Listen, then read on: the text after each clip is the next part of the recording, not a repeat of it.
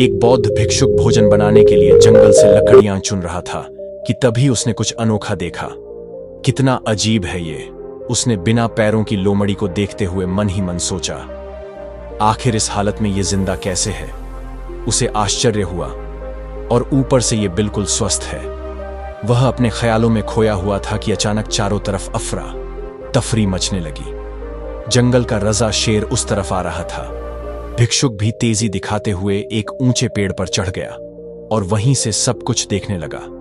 शेर ने एक हिरण का शिकार किया था और उसे अपने जबड़े में दबाकर लोमड़ी की तरफ बढ़ रहा था, पर उसने लोमड़ी पर हमला नहीं किया, बल्कि उसे भी खाने के लिए मांस के कुछ टुकड़े डाल दिए। ये तो गौर आश्चर्य है, शेर लोमड़ी को मारने की बजाय उसे भोजन दे रहा है। स्विंगल भिक्षुक बुदबुदाया।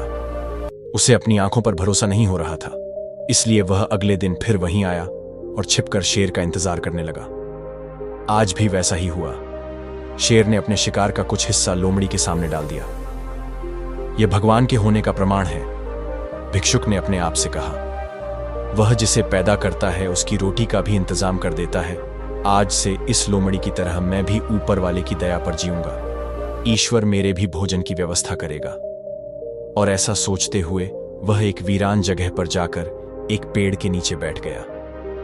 पहला दिन बीता, पर कोई वहां नहीं आया। दूसरे दिन भी कुछ लोग उधर से गुजर गए, पर भिक्षुक की तरफ किसी ने ध्यान नहीं दिया। इधर बिना कुछ खाए पिए वह कमजोर होता जा रहा था। इसी तरह कुछ और दिन बीत गए। अब तो उसकी रही सही ताकत भी खत्म हो गई।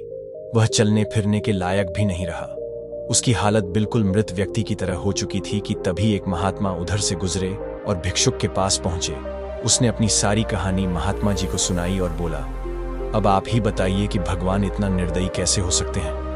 क्या किसी व्यक्ति को इस हालत में पहुंचाना पाप नहीं है? बिल्कुल है, महात्मा जी ने कहा, लेकिन तुम इतना मूर्ख कैसे हो सकते हो?